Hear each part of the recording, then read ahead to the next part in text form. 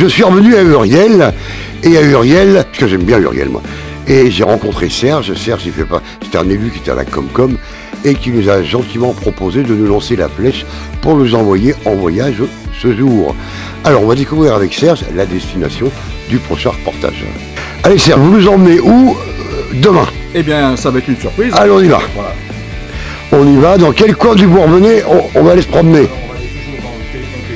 Ah non, on va plus, c'est fini.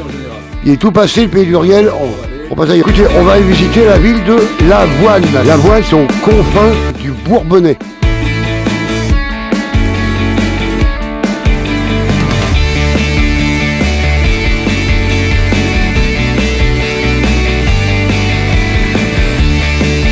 Allez, bonjour à tous. Donc aujourd'hui, la flèche nous a emmenés dans un petit village dans la montagne bourbonnaise, dans le village de Lavoine. Alors Lavoine, c'est un peu particulier puisqu'il y a une horloge à billes. Les horloges à billes, il n'y en a que 3 dans le monde. Une à San Francisco, une à Munich et une dans la montagne bourbonnaise. On va vite découvrir cette horloge à billes et on va bien sûr parler aussi d'eau et de forêt.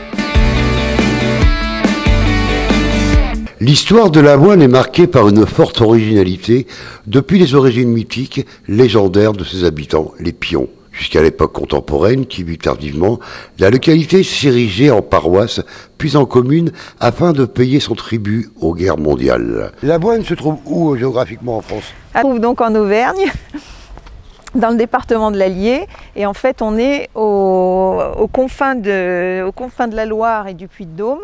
Comment appelle-t-on les habitants de Lavoine? Alors en fait, Lavoine est un petit bourg qui n'est pas très important au niveau population. Le hameau le plus important dans cette commune, c'est le village de Pions. Et de ce fait, quand on parle des gens de Lavoine, on les appelle les Pions. Plusieurs choses qui ont fait connaître un petit peu cette commune. Entre autres, autrefois, justement, les Pions se sont fait connaître parce qu'ils étaient assez réfractaires à l'autorité, réfractaires pour payer les impôts. Il y a une histoire un petit peu connue à l'époque du roi Louis XV, où justement il y avait des femmes qui ont reçu un huissier et des records, enfin à l'époque ça s'appelait des records, pour venir chercher leur argent. Ils se sont fait mal recevoir. Il y en a une des personnes qui est morte et de fil en aiguille l'histoire est allée assez loin, et il y en a qui ont fini en prison à la conciergerie à Paris, d'autres qui ont été pendus en place d'Allier, et d'autres encore qui sont partis en galère. Donc voilà, en résumant, disons que voilà, mais un épisode un petit peu spécial, mais donc disons qui ont montré un petit peu la personnalité des gens d'ici, qui étaient assez forte, je pense. Malgré tout, ce sont des gens qui restent accueillants.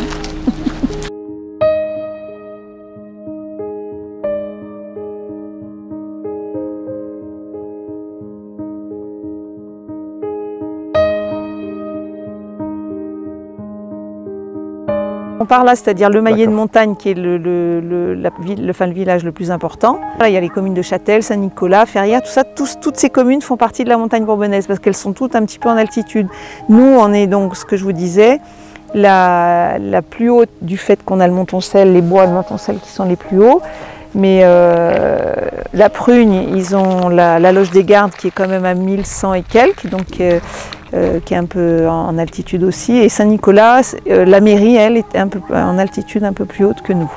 Donc ce sont les communes les plus, on va dire, les plus hautes, et puis les autres qui sont considérées comme un peu semi-montagne et qui font partie de cet ensemble qu'on appelle la montagne bourbonnaise.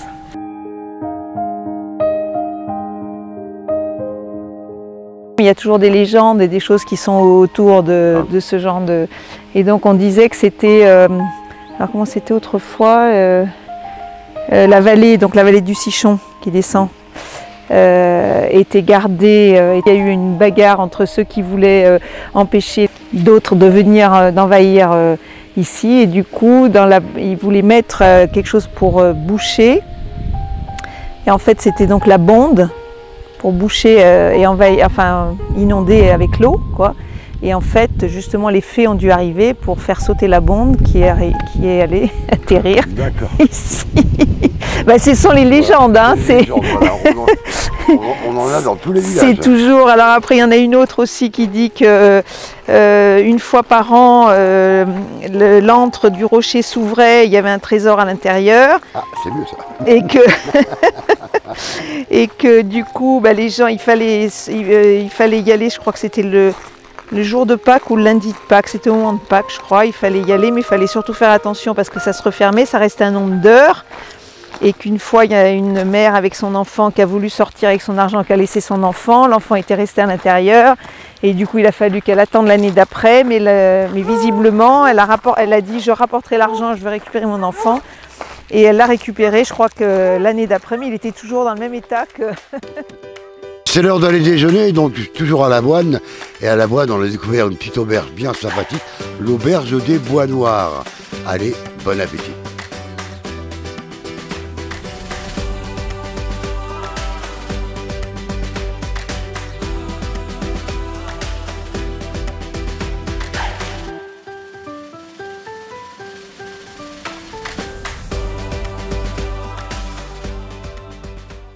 En montagne bourbonnaise, pays de forte tradition communautaire, les scieries étaient situées à proximité d'un ruisseau ou d'une réserve d'eau nécessaire à leur fonctionnement. Une scierie comme elles étaient faites dans les bois, donc scierie communautaire, c'est-à-dire que les gens à qui appartenait la scierie, s'étaient mis à plusieurs familles.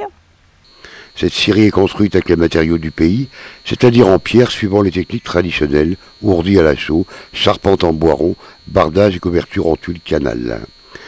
La courroie, elle est là, donc avec la poulie, ça fait tourner, et du coup, la scie, ça entraîne la scie, et après, avec ça, vous avez le banc de scie. Cet édifice va s'identifier au paysage comme s'il était là depuis toujours et permet au son de la scie de résonner à nouveau dans le cœur des anciens pour le plaisir de ceux d'aujourd'hui. On a découvert une horloge à billes. Qu'est-ce que c'est qu'une horloge à billes et pourquoi c'est implanté à Lavoine? En fait, cette horloge a été fabriquée par des étudiants d'Épinal, des ingénieurs d'Épinal, qui, dans leurs études, avaient un projet à faire, donc ont décidé de construire une horloge à billes. Et un des habitants de Lavoine étant dans cette école, nous a proposé d'acheter ce projet, puisqu'à la fin de leurs études, enfin, une fois que c'est terminé, les jeunes vendent leur projet.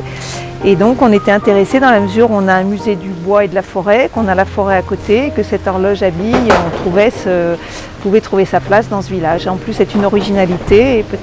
Il n'y en a que 3 dans le monde, donc une ici à Lavoine, une à Munich et une à San Francisco. Donc c'est quand même une particularité. Je pense que celle-ci c'est peut-être même la plus grosse des 3, si je ne me trompe pas. Mais en tout cas, elle est importante quand même. Expliquez-nous un petit peu le fonctionnement. Donc ça passe par une roue. Alors la roue, voilà, la roue, ce sera le moteur en fait, donc une roue à eau avec le circuit d'eau donc qui marche de façon électrique. Et alors on l'a fait marcher évidemment que pendant la saison entre avril et le mois de novembre, puisque sinon après l'eau gèlerait. Donc la roue tourne, va entraîner une poulie qui est là-bas et qui va faire tourner le bras. Et à chaque fois, sur le bras, la partie là-bas va aller chercher une bille. Donc avec si ça elle l'avait là-haut, donc voilà, elle a mis la bille dans la goulotte. Donc, vous voyez, il y a le système de goulotte. Et cette bille va aller normalement se mettre dans la toute première goulotte qui est là, qui va être la goulotte des secondes. Donc elle va continuer à tourner. Elle va aller chercher, non des minutes, pardon. Je dis n'importe quoi, ça tourne en 1 minute. Ça va mettre 1 minute. Le temps de faire le tour et d'aller dans la goulotte, il va falloir 1 minute. Donc il y aura une première boule. On va aller chercher une deuxième boule. Quand on aura 5 boules, donc 5 minutes, la petite goulotte du haut va basculer et va aller mettre une boule dans cette deuxième goulotte qui va dire il y a 5 minutes d'écoulées et les 4 autres boules vont retourner en bas.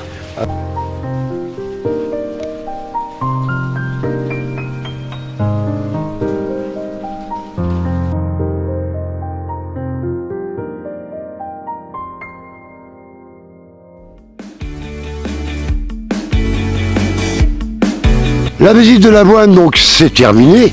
On vous donne rendez-vous pour une autre étape et à très bientôt. Et portez-vous bien.